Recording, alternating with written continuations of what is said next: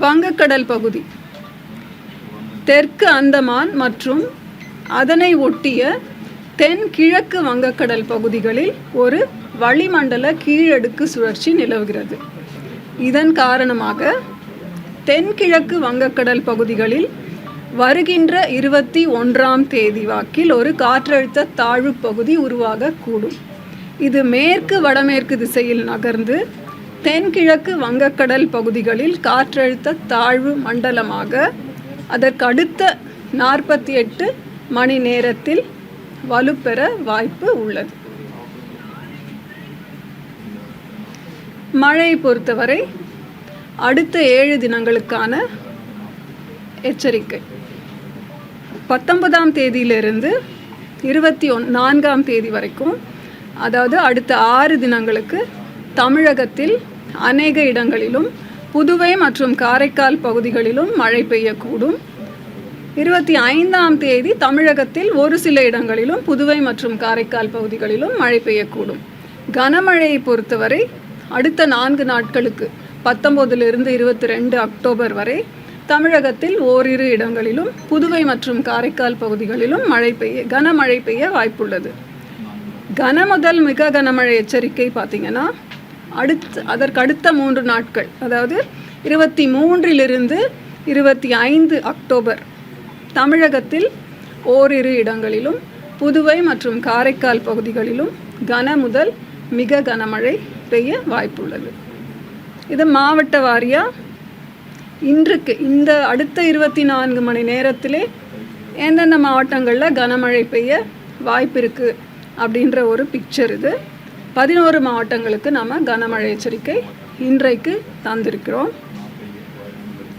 பொதுவாக 20லேருந்து அந்த 24 வரை வட கடலோர மாவட்டங்கள் மற்றும் மேற்கு தொடர்ச்சி மலை மாவட்டங்கள், அதனை ஒட்டிய உள் மாவட்டங்களில் கனமழை பெய்யும் வாய்ப்பு உள்ளது.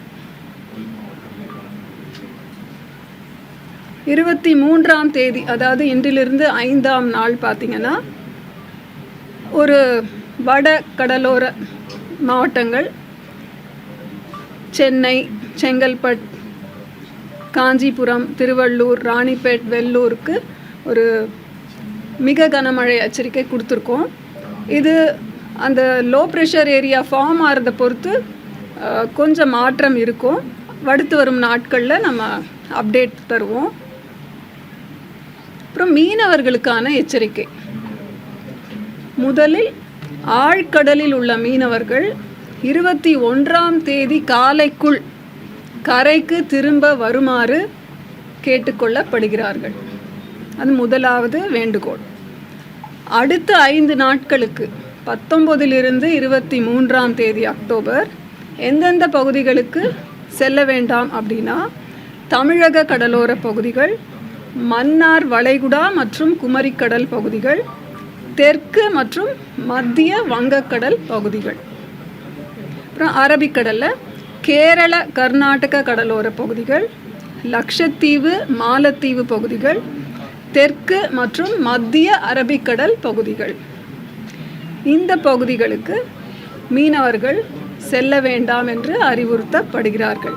எதனால் அப்படின்னா, சூறாவளி காற்று மணிக்கு 35 முதல் 45 கிலோமீட்டர் வேகத்திலும் இடையிடையே 55 கிலோமீட்டர் வேகத்திலும் வீசும் வாய்ப்பு உள்ளது. இந்த வரைபடம் எந்தெந்த பகுதிகளுக்கு செல்ல வேண்டாம் அப்படின்ற ஒரு பிக்டோரியல் கிராஃபிக்ஸ், மீனவர்களுக்கான எச்சரிக்கை. சென்னையை பொறுத்தவரை ஓரிரு இடங்களில் மிதமான மழைக்கு வாய்ப்புள்ளது. அடுத்த 2 நாட்களுக்கு அதிகபட்ச வெப்பநிலை 27லிருந்து 28 டிகிரி செல்சியஸும் குறைந்தபட்ச வெப்பநிலை 24 டிகிரி செல்சியஸை ஒட்டியும் இருக்கக்கூடும். இடி மின்னலுடன் கூடிய மழை பெய்யும் வாய்ப்பு உள்ளது.